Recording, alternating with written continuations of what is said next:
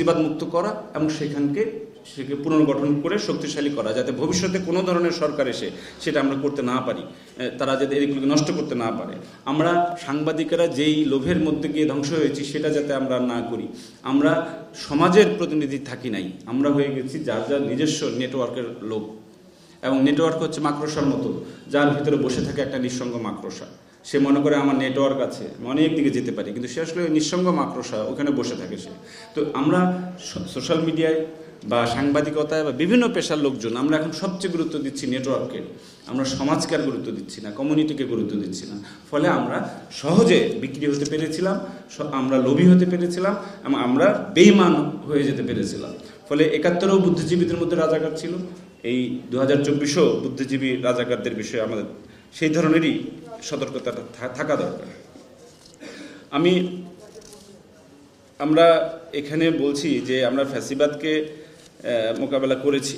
এখন একটা জিনিস দেখা যাচ্ছে যে আমরা গুরুত্ব দিচ্ছি সেই জায়গায় সেটা হচ্ছে আমরা মতাদর্শে গুরুত্ব দিচ্ছি। প্রথম ৬ মাস আমরা রিফর্মের জন্য কি প্রতিষ্ঠান গড়া দরকার, কি প্রতিষ্ঠান থেকে কাদের সরানো দরকার সেটা না করে আমরা মতবাদ সংবিধানের বিতর্কে ঢুকে গেছি এবং ফলাফলটা আপনারা দেখছেন যে আমরা বিভক্ত হয়ে যাচ্ছি।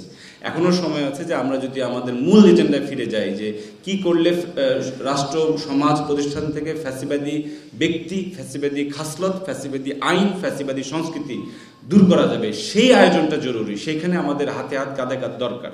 ইলেকশনের সময় আমরা কম্পিটিশন দেখব, ইলেকশনের সময় আমরা দেখবো যে কোন দল কার থেকে বেশি ভোট পেতে পারে, তার জন্য আপনারা জানপ্রাণ দেন, অসুবিধা নেই। কিন্তু এই মুহূর্তে আমাদের এই ঐক্য যদি ভেঙে যায়, এই যেটা ডক্টর মুস্তাক খানের একটা কথা বলি, তিনি বলেছিলেন যে সংস্কার, নির্বাচন, ঐক্য, এই তিনের মধ্যে সবচেয়ে জরুরি হচ্ছে ঐক্য। ঐক্য না থাকলে আপনার সংস্কার হবে না, আপনার নির্বাচন ব্যাহত হতে পারে, নির্বাচনের ফল আপনার জনগণের পক্ষে নাও আসতে পারে। তো এই সতর্কতাটা আমি জানাই এবং শেষে এই কথাটা বলি, ওই রাখাল বালকের গল্প, বাঘ ও রাখাল বালকের গল্প। তো রাখাল বালকের গল্পটা আমরা সবসময় গ্রামবাসীর চোখ দিয়ে দেখেছি যে রাখাল বালক সঠিক সংবাদ দেয় নাই। প্রতিবার গ্রামবাসী গিয়ে দেখেছে যে বাঘ আসে নাই, কিন্তু রাখাল বালকের জায়গা থেকে গল্পটা কি, রাখাল বালক কিন্তু ওই মহড়া দিয়ে গেছে গ্রামবাসীকে বারবার, যে বাঘ কিন্তু একদিন আসবে, তোমরা মহড়া দাও, তোমরা প্রস্তুত থাকো। রাখাল বালক চেয়েছিল গ্রামবাসীকে তৈরি করতে, কিন্তু গ্রামবাসী তার ইঙ্গিতটা বোঝেনি। ফলে গ্রামবাসী তাকে যখন শেষবার সত্যি সত্যি বাঘ আসলো, রাখাল বালককে কিন্তু বাঘ খেয়ে ফেলল। এবং তারপরে কি হলো, এখন যদি বাঘের দিক থেকে দেখেন, যে ছিল গ্রামের পাহারাদার, আমাদের গ্রামে আগে ওই নদীতে একটা পদ ছিল দফাদার, মুঘল বাহিনীতেও দফাদার পদ ছিল, যে সার্জেন্টের মতো ঘোড়সওয়ার। বন্যা আসলে, বাঁধ ভেঙে গেলে ওই দফাদার দৌড়ে গ্রামে গ্রামে জানাই দিত যে বাঁধ ভেঙে যাচ্ছে, বন্যা আসতেছে, তোমরা আসো। তো সাংবাদিক হচ্ছে ওই দফাদার, ওই রাখাল বালক।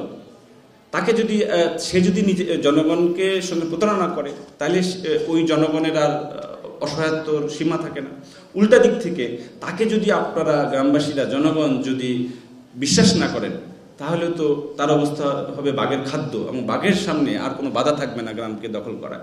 আমরা যারা 15 বছর, আমি এটা বলতে পারি যে 20 বছর জরুরি অবস্থার সময় থেকে আমি লিখে গেছি, যেটা আমার জরুরি অবস্থার আমার নামে বইও আছে, যে আমরা দীর্ঘ প্রলম্বিত জরুরি অবস্থায় ঢুকে যাচ্ছি। এবং 2009 সালে লিখেছিলাম যে আমরা কারজাই সরকার পেলাম, এই কারজাই সরকার সাম্রাজ্যবাদের, ভারতীয় আধিপত্যবাদের বাস্তবায়ন বাংলাদেশে করবে, এবং সেটার ফল আপনারা দেখেছি। আমি লিখেছিলাম যে এর আমদা কে দিয়েছে। ফলে এই জায়গা থেকে যাতে আমরা কাজ করে যেতে পারি, এই জায়গা থেকেই যাতে আমরা শেষ পর্যন্ত এই দায়িত্বটা পালন করে যেতে পারি, সেটা মানুষ একা পারে না। আমরা হতাশ হয়েছি, ডিপ্রেশনে গিয়েছে।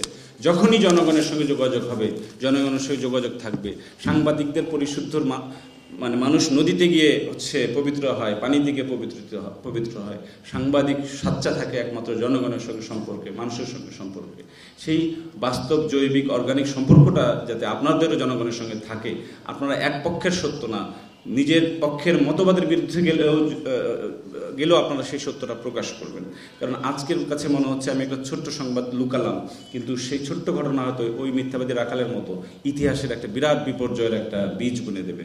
তো সেই ব্যাপারে আমরা হুঁশিয়ার থাকব। আমাদের যা মানুষের প্রতি যে আমাদের ঈমান, আমাদের যে দেশপ্রেমের যে নিশান, সেটা আমরা খাড়া রাখবো। আমরা বৈষম্যে ঢুকবো না, আমরা সাম্প্রদায়িক, সাংস্কৃতিক, মতবাদিক বৈষম্যে আর বাংলাদেশ ঢুকবে না। এই ব্যাপারের প্রহরী আপনারা, আপনাদেরকে সালাম জানাই, শুভেচ্ছা। আর কাবেল বাংলাদেশের একমাত্র ইউএল এবং ভিডি সার্টিফাইড কেবল, যা A গ্রেড LME